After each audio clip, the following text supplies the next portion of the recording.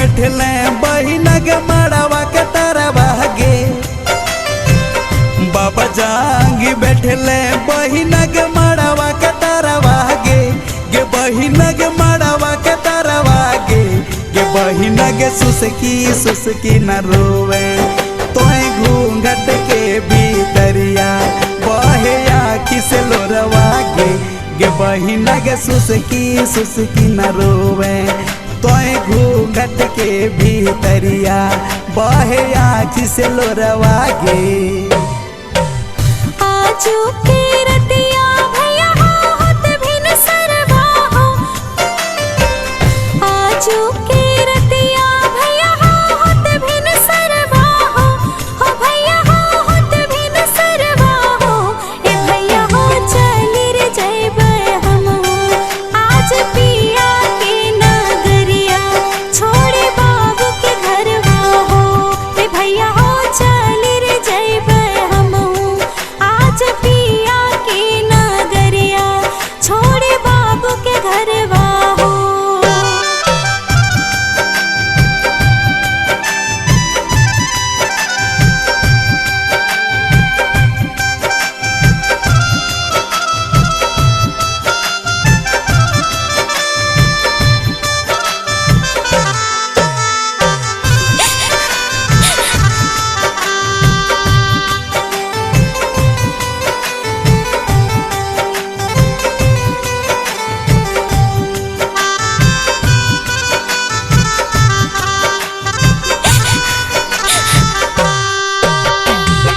याजू के दिनवा बेटी के मड़वा के तरवा गे। याजू के दिनवा बेटी के मड़वा के तरवा गे। गे बेटी के मड़वा के तरवा गे।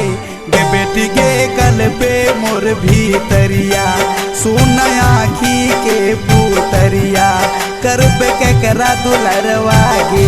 गे बेटी के कल पे मोर भीतरिया सुन आँखी के पुतरिया करबे के करा दुलरवा गे। छोड़ी के गौआ पापा हो जइबे सहरवा हो। छोड़ी के गौआ पापा हो जइबे सहरवा हो। ए पापा हो रखी हो मोर धयनवा याद रखी हो कहनवा जब जइबे ससुरवा हो। ए पापा हो रखी हो मोर धयनवा याद रखी हो कहनवा जब जइबे ससुरवा हो।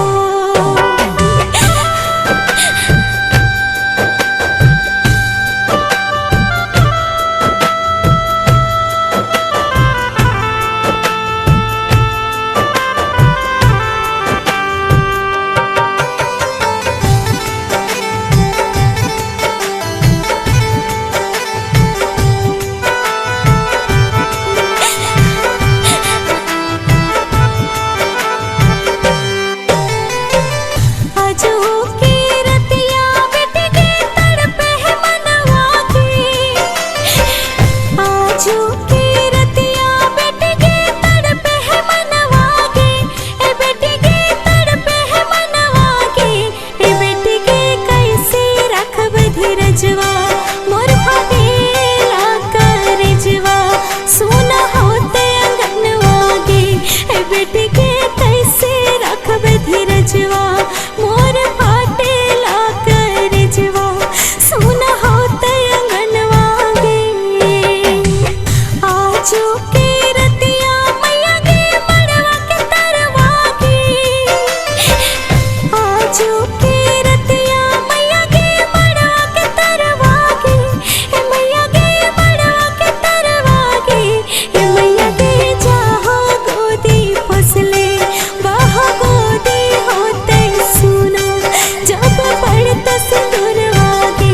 ए मैया गे जाहो गोदी फसले वह गोदी होते सुना जब पड़ता सिंदूरवा गे। गे बहिना के सुसकी सुसकी न रोवे तोहे घूंघट के भीतरिया बहे आँखी से लोरवा गे। ए भैया हो चली रे जइबे हम आज